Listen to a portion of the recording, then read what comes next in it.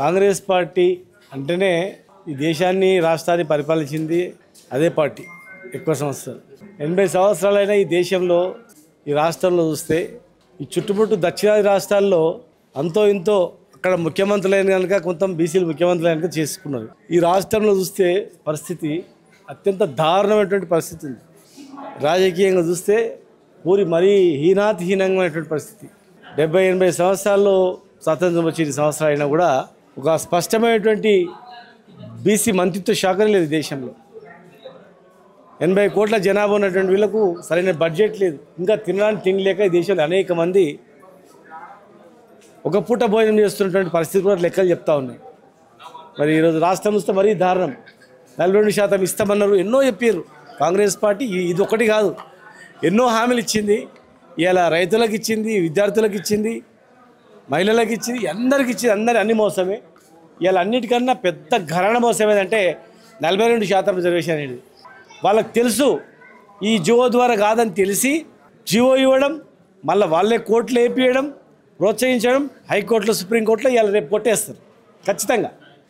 రాజ్యాంగ సవరణ చేయండి, 9 షెడ్యూల్లో చేర్చేది ఎట్లయితుంది? అది తెలిసి కూడా ఇంత తెలిసి పక్క రాష్ట్రంలో మహారాష్ట్రలో జియో వేస్తే కొట్టేసినని తెలిసినా ఇక్కడ జియో ఇచ్చి ఇంప్లిమెంట్ చేస్తామని మళ్ళీ అడావుడి 3 పేర్లు ఇవ్వండి, 4 పేర్లు ఇవ్వండి, మండలానికి ఒక పేరు ఇవ్వండి, రేపే ప్రకటిస్తాం, అయిపోయింది షెడ్యూల్ ఇచ్చేసి అడావుడి చేశారు. అంటే నిజంగా ఎంత కమిట్మెంట్ చూసినావా, అయిపోతుంది అన్నట్లు. మరి ఇవాళ రేపు చూడండి హైకోర్టు సుప్రీంకోర్టులో ఏమొస్తుంది చూడండి. మేము అడుగుతున్నాం 42% రిజర్వేషన్తో ఎలక్షన్లో పోవాలి. ఎలక్షన్లో 42% పోకుండా మోసం చేసినట్టే మాత్రం ఖచ్చితంగా ప్రజలు బుద్ధి చెప్తారు. మరొక ఉద్యమం ఇక్కడి నుంచి స్టార్ట్ అవుతుంది, దేశవ్యాప్తంగా అవుతుంది తెలంగాణ. వాయిదా కాదు, నీ వాయిదా అంటే 42%తో ఇస్తామని మీరు మాట ఇచ్చిండ్రు, 42% రిజర్వేషన్తో ఇవ్వాలా. కామారెడ్డి బీసీ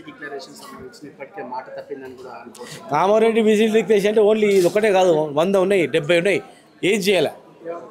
బీసీలకు మంత్రిత్వ శాఖ ఇస్తారు, వాళ్ళ చేతిలో ఉన్నాయి చేస్తారు. ఎంబీసీ మంత్రిత్వ శాఖ ఇస్తామన్నారు, చేతిలో ఉంది, రేపు ఇవ్వచ్చు. ఇంకా 2 మంత్రి పదవులు బీసీలకు. 42% అంటే ఇంకా 3-4 పదవులు కావాలా, చేతుల్లో ఇవ్వచ్చు. కార్పొరేషన్ చైర్మన్లు ఇవ్వచ్చు, విద్యాలయాలు ఇవ్వచ్చు, ఎడ్యుకేషన్లు ఇవ్వచ్చు, ఎంప్లాయ్మెంట్లు ఇవ్వచ్చు. ఏది లేదు, అంతా ఉట్టిగా. ఇలా రైతులు కష్టాల్లో ఉన్నారు, కుల వృత్తులు కష్టాల్లో ఉన్నాయి. ఇది అంత మోసపూరితమైందే ఇదంతా. రాబోయే రోజుల్లో బీఆర్ఎస్ పార్టీ పక్షాన కూడా బీసీల పోరాటం ఏ విధంగా ఉండబోతుంది? పక్క రాష్ట్రంలో ఇప్పటికే ఖచ్చితంగా బీఆర్ఎస్ పార్టీ ఈ దేశంలో ఎక్కడిచ్చిందో తెలుసుకురమ్మన్నాడు కేసీఆర్ గారు. మహారాష్ట్ర మనది తమిళనాడులో ఇచ్చిన పొమ్మన్నారు. తమిళనాడులో 3 రోజులు వారే స్వయంగా విమాన ఛార్జీలు ఇచ్చి ఒక 150-78 మందిని పంపించి తిరిగి వచ్చినాం. ఆ విధానం అవలంబించాలని మా స్టాండ్. ఖచ్చితంగా 9 షెడ్యూల్ చేర్చి చట్టబద్ధంగా ఎవరైనా కోర్టు కోతే కూడా కొట్టేయకుండా అన్నదే బీఆర్ఎస్ పార్టీ. అట్లా చేర్చకపోతే ఖచ్చితంగా పెద్ద ఎత్తున బీఆర్ఎస్ పార్టీ ఆధ్వర్యంలో ఖచ్చితంగా చేస్తాం. రేపు బీఆర్ఎస్ పార్టీ అధికారంలో వస్తే గ్యారెంటీగా కేసీఆర్ గారు వారి చేతిలో ఉన్నటువంటిది గ్యారెంటీగా ఇక్కడ చేయిస్తాం. ఫైనల్గా అంటే రేపు తీర్పు తర్వాత ఎలా ఉండబోతుంది? తీర్పు తర్వాత పెద్ద ఉద్యమం, మహా ఉద్యమమే స్టార్ట్ అవుతుంది తెలంగాణలో. గ్యారెంటీగా ప్రతి మనిషికి వచ్చింది. ఓసీలో కూడా చాలామంది ఓసీలో ఉన్నటువంటి వాళ్ళు కూడా చేయాల్సిందే. స్థానిక సంస్థలు కూడా ఇవ్వకపోతే ఎట్లా? ఎమ్మెల్యేలు మనమే, మొత్తం అధికారం మనమే, కాంట్రాక్టర్లు మనమే, డబ్బుల్లో 10 జాబితాలో 10కి 10 మనమే. కానీ చిన్న పోస్టులు ఇవ్వకపోతే వాళ్ళు ఎట్లా కుంటారా? తిరగబడతారు. మళ్ళీ మనకు మూలాలు మొత్తం కలుతాయి. ఖచ్చితంగా ఇవ్వాలి, వాళ్ళకు న్యాయమైన కోరిక వాళ్ళదని ఓసీలో ఉన్నటువంటి చాలామంది కూడా ఇవ్వాలంటున్నారు. చట్టసభలలో కూడా ఇవ్వాలి వాళ్ళకని చెప్పి అన్ని వర్గాల వాళ్ళు అంటారు. బీసీలే కాదు, ఎస్సీ ఎస్టీలు కూడా ఇప్పుడు చెప్పారు, ఓసీలు కూడా చెప్పారు వాళ్ళకి ఇవ్వాల్సిందే ఇవ్వాలని.